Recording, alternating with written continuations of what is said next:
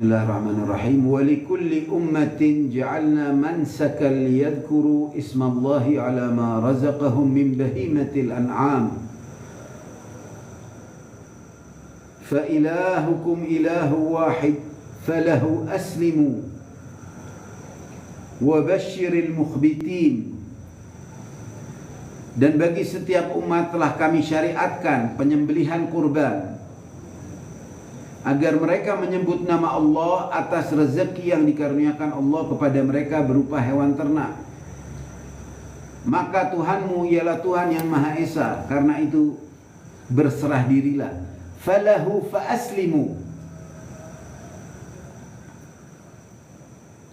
Berserah dirilah kamu kepadanya dan sampaikanlah kabar gembira kepada orang-orang yang tunduk dan patuh, yang melaksanakan hal ini. Wa basyiril mukhbitin, ada bisyarah di situ, yang melakukan hal ini, yang melakukan perintah ini, baik mereka yang terpelgi haji adalah suatu kewajiban dan tanda untuk hari ke-10-nya, yaitu di hari Idul Adha, hari lebarannya setelah mereka berhaji. Di antara ikhtitam dari syariatnya yaitu mereka mengeluarkan kurban. Dan hal ini lalu beritakanlah berita gembira, sampaikanlah berita gembira kepada orang-orang yang patuh. Ayat selanjutnya lebih indah, menggambarkan siapa yang mereka, khususnya alladzina idza dzukirallah wajilat qulubuhum was-sabirina 'ala ma asabahum wal muqimis shalah wa mimma razaqnahum yunfiqun. Yang mana adalah orang-orang yang jika disebut nama Allah, hati mereka tersentuh, hati mereka bergetar, hati mereka terpanggil. Wassabirin, dan juga adalah mereka orang-orang sabar atas apa yang terjadi bagi mereka, yakni rela, ada keridhaan dan ada kesabaran. Tentu puncaknya tergambarkan oleh bagaimana Nabi Allah Ibrahim dan Nabi Allah Ismail, yang mana mereka telah berpasrah diri secara total kepada Allah. Bagaimana ketika ditanyakan oleh Nabi Ibrahim bahwasannya ketika beliau mendapatkan wahyu melalui mimpi untuk berkurban bukan dengan hewan, bukan dengan harta, tetapi anaknya yang sebegitu lama beliau tidak mempunyai anak. Ketika itu anak muda belia diperintahkan untuk berkurban dan untuk dikurbankan. Lalu Nabi Allah Ibrahim bertanya kepada Nabi Ismail, "Ya bunayya, inni ara fil manami anni adbahu, fanzur madza tara." Wahai putraku, aku melihat bahwasannya aku harus menyembelihmu. Bagaimana pendapatmu? Sebuah hal yang dahsyat, yang mana Nabi Allah Ibrahim siap untuk melakukan, tapi juga masih menanyakan kepada sang anak. Jawabannya juga dahsyat. Ya abata if'al ma tu'mar satajiduni insyaallah minas sabirin. Wahai ayah, lakukanlah apa yang diperintahkan oleh Tuhan, oleh Allah kepadamu. Engkau insyaallah akan mendapatiku sebagai orang-orang yang bersabar. Jadi kepasrahan diri total. Bahkan redaksi ayat ketika menjelaskan bagaimana itu ketika Nabi Allah Ibrahim siap untuk menyembelih Nabi Allah Ismail. Falamma aslama, kata ayat, ketika keduanya telah Islam, telah berpasrah diri secara total. Falamma aslama wa tallahu lil jabin, dan itu pisau sudah siap untuk mengeris. Nadainahu ayya Ibrahim, kami panggil wahai Ibrahim, qad saddaqta ru'ya, engkau telah laksanakan itu perintah. Yakni sudah tidak harus lagi hal itu diimplementasikan. Tidak harus lagi itu Nabi Ismail disembelih, karena beliau sudah melakukan perintah itu dengan sepenuh kepasrahan diri, ketekadan dan segala. Dan itu adalah sebuah cobaan yang sangat luar biasa. Tetapi bagaimana sang Nabi ini siap melaksanakan perintah Allah secara sepenuhnya dan penggambaran akan keislaman yang sepenuhnya, kepasrahan diri yang sepenuhnya. Antum bayangkan, saat itu orang-orang mungkin tidak tahu bagaimana orang yang melihat seorang ayah yang hendak menyembelih anaknya. Dari seluruh perjalanan dan cobaan yang dialami Nabi Ibrahim, ini adalah hal yang paling luar biasa. Ketika beliau menghadapi Namrud dan kaumnya yang menyembah berhala, ketika beliau ditaruh, dibakar dalam kobaran api yang hendak dibakar, ketika beliau diasingkan, ketika beliau pergi, ketika beliau harus meninggalkan Siti Hajar istrinya dan anak bayinya Nabi Ismail dalam sebuah tempat yang mana belum ada seorang pun yang hidup di sana, belum bahkan ada air. Ketika beliau harus berangkat ke Palestina dan menempatkan Siti Sarah di sana, meninggalkan yang satu, membawa yang satu, semua cobaan dari masa kecilnya yang hidup tanpa ayah, sehingga beliau diangkat menjadi Khalilullah, menjadi Khalilullah, lalu menjadi imam. Ini adalah tingkat tertinggi yang mana tiada nabi yang dicoba dengan cobaan yang seperti ini, sehingga beliau mendapat derajat Abul Muwahhidin, bapaknya orang-orang yang bertauhid. Selain julukan Abul Anbiya, bapaknya para nabi. Tempat yang sebegitu agung sehingga adalah nabi yang disalawatkan bersama Nabi Muhammad wa ali Muhammad kama sallaita ala Ibrahim wa ali Ibrahim innaka Hamidun Majid. Karenanya ayatnya mengatakan apa? Domba itu hanya syarat. Ini adalah perjalanan untuk lihat apa yang kamu bisa suguhkan, persembahkan, korbankan. Sampai bahkan dalam riwayat kandai kata orang mengetahui itu manfaatnya mengeluarkan kurban, berkorban, maka mereka akan mencari cara, jika tidak punya mencari cara untuk supaya bisa ikut berkurban. Bahkan ayatnya yang tadi di surat di ayat ke-28 memulai dengan kata manafi', manfaat. Dan juga di ayat 34 dengan wabasyiril mukhbitin, yakni orang yang melaksanakan. Tapi itu juga menjadi syarat sebagaimana domba yang disembelih. Karena Nabi Ismail tidak disembelih, syaratnya hadirlah domba yang mana dia disembelih. Dan ini menjadi manasik. Seluruh perjalanan Nabi Ibrahim saat itu sampai titik hendak mengorbankan, itu telah dijadikan manasik haji yang wajib bagi mereka yang mampu. Tapi itu punya falsafah yang jauh lebih dari itu. Dan ayat di 34 ini mengisyaratkan. Kita lihat lagi sekali lagi. Walikulli ummatin ja'alna mansakan liyadhkuru ismallah ala ma razaqahum, agar mereka menyebut nama Allah atas rezeki yang mereka dapatkan dari sisi Allah. Mereka menyebut, yakni mengeluarkan sedikit dari harta mereka untuk kurban, sedikit dimakan dan dibagi-bagikan juga kepada orang yang tidak punya, al-ba'isul faqir.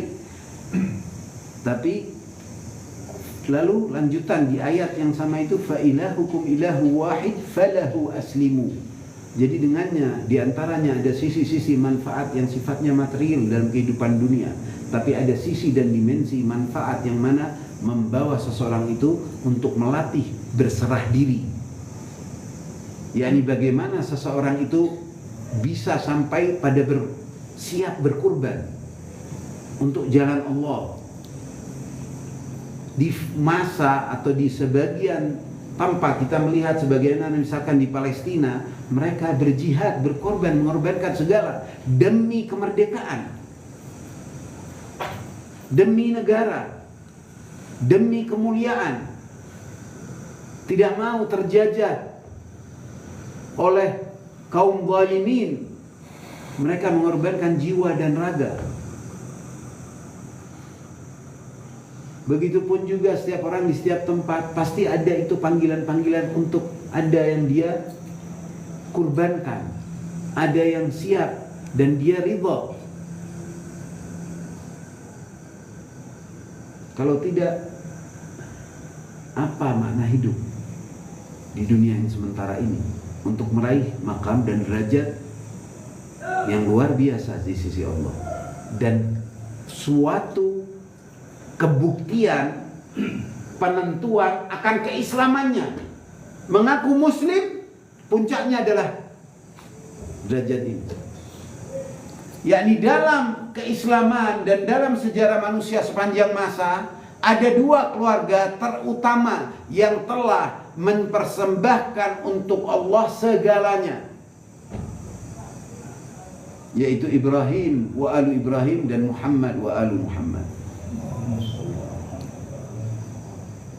Makanya fa'aslimu lah, ini yang akan digapai nanti, keislaman yang kedua, keislaman rasa pasrah diri total kepada Allah, rela atas segala kekurangan, rela atas segala kesusahan, rela atas segala kejadian-kejadian, baik itu yang mengorbankan dirinya, namanya kah, hartanya, atau hal-hal yang mana seseorang itu bisa jadi dalam kenikmatan tapi dia terpanggil untuk juga bisa berkorban. Berkorban ini makanya juga dinamakan kurban. Qurb. Apa bil qurb?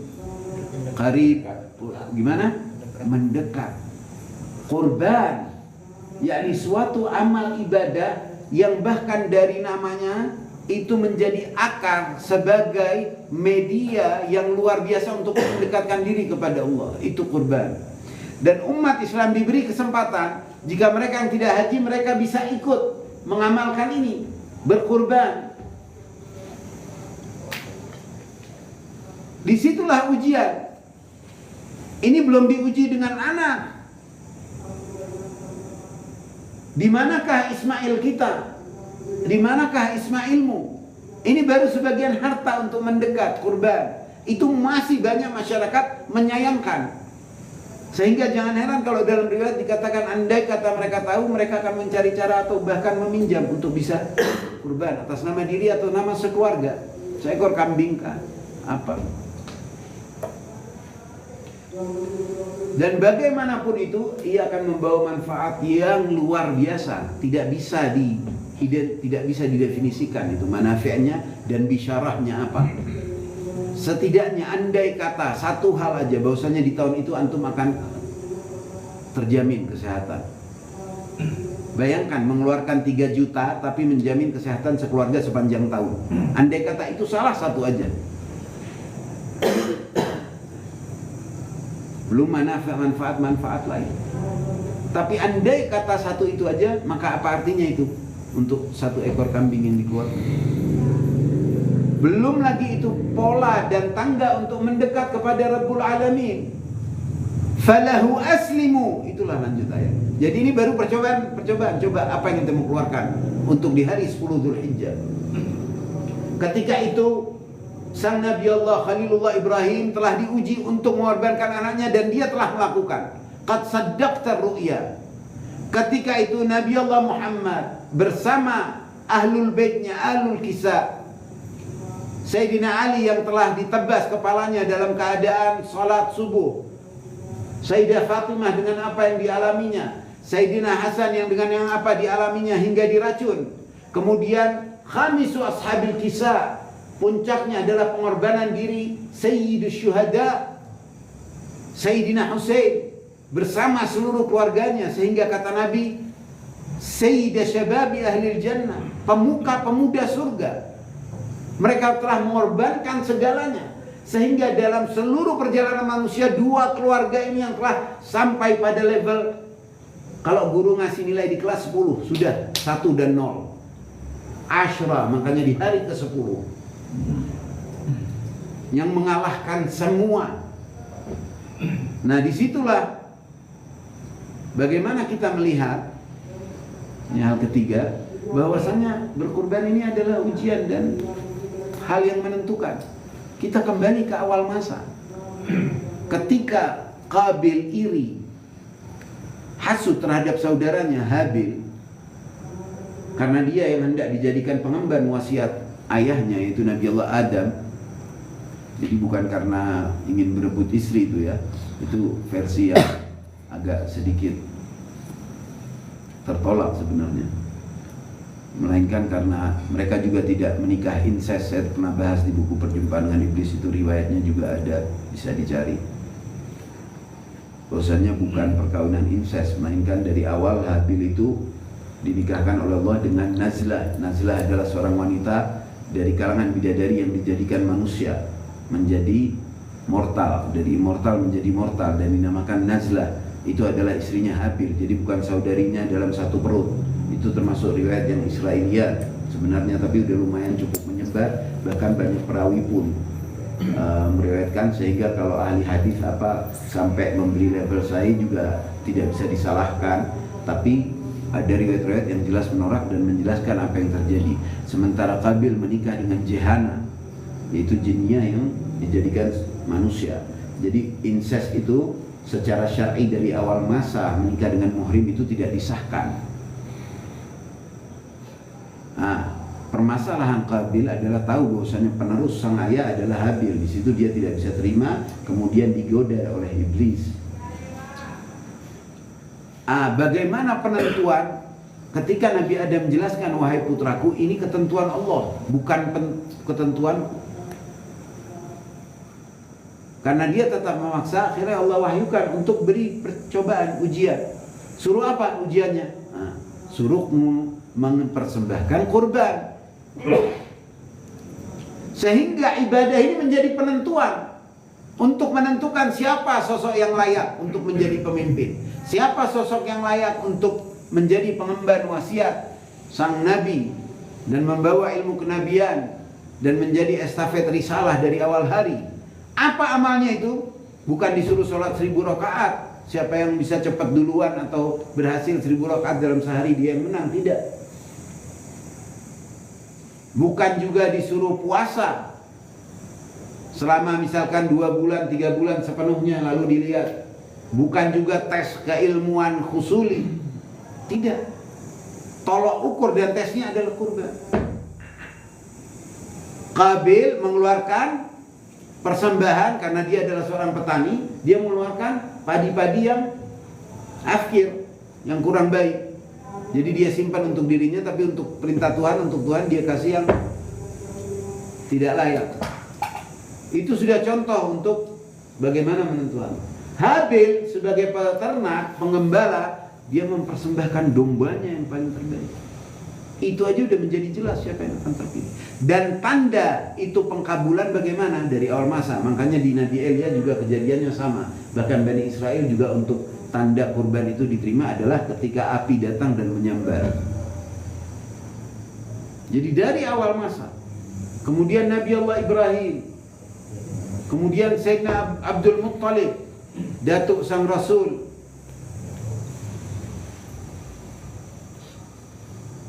Beliau pun mendapat perintah dan mimpi sebagaimana Nabi Ibrahim. Disuruh memperbaiki sumur Zam-Zam yang saat itu bermasalah dan tidak keluar airnya.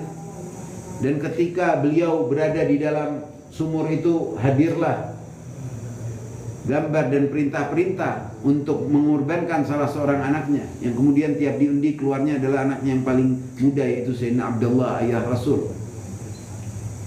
Ketika anak-anaknya yang lain melarang, beliau tetap hendak melakukan karena tahu itu perintah dari Allah, karena tahu mimpi yang hak.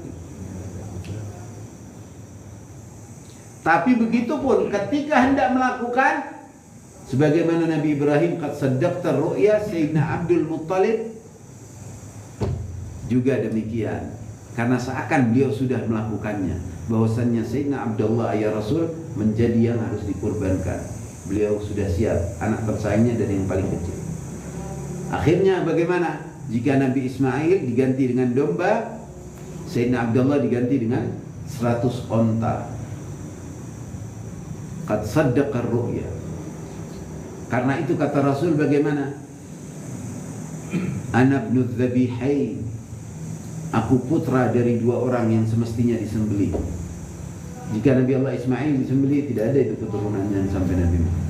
Jika Sayyidina Abdul Muttalib menyembelih, Sayyidina Abdullah juga tak akan sampai. Ana ibnu dzabihain, dengan bangga, aku putra dari 2 orang yang semestinya disembelih. Jadi di baliknya itu falsafah selain yang surat dan tersirat dari ayat tadi yang memuat perintah, dan khususnya Allah mengetahui al-mukhbitin dan as-sabirin akan melakukan ini. Ada orang yang bahkan tidak begitu punya, mau berkorban dan mengorbankan yang baik. Ada orang yang punya, antum lihat, ingat untuk berkorban aja enggak mungkin. Atau ada kala berat. Itu tesan, antum kita menaruh diri kita ini antara Qabil dan Habil, ini tetap berlangsung.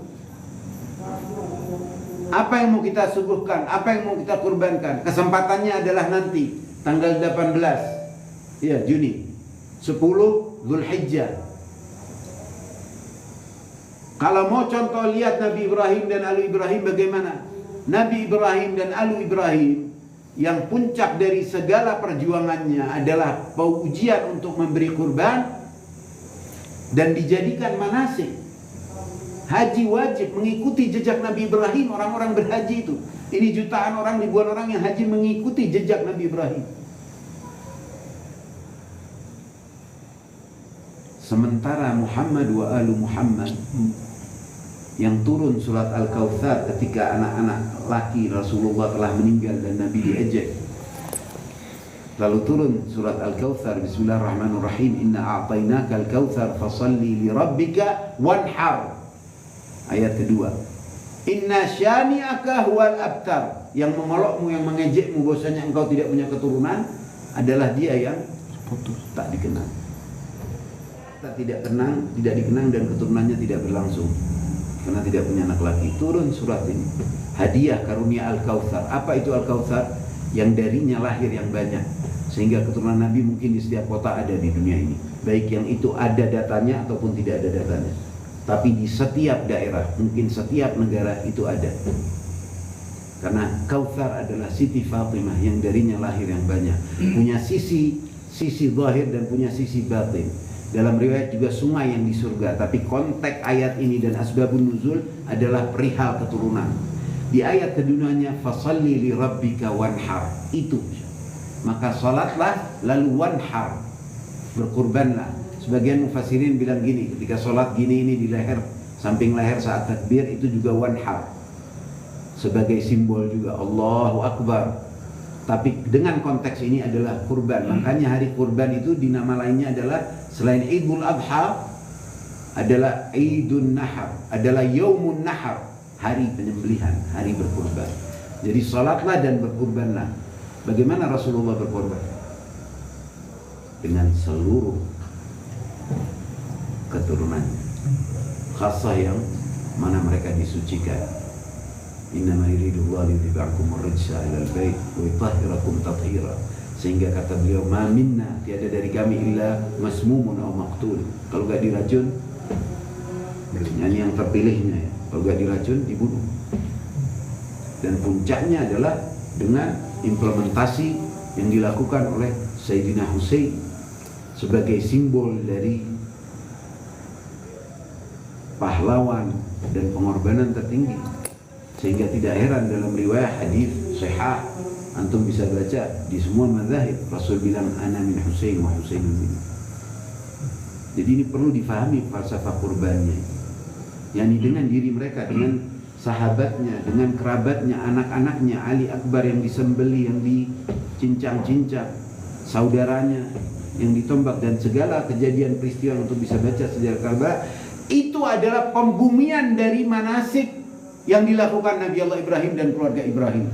Yakni yang dilakukan Nabi Ibrahim dan keluarga Nabi Ibrahim adalah muqaddimah.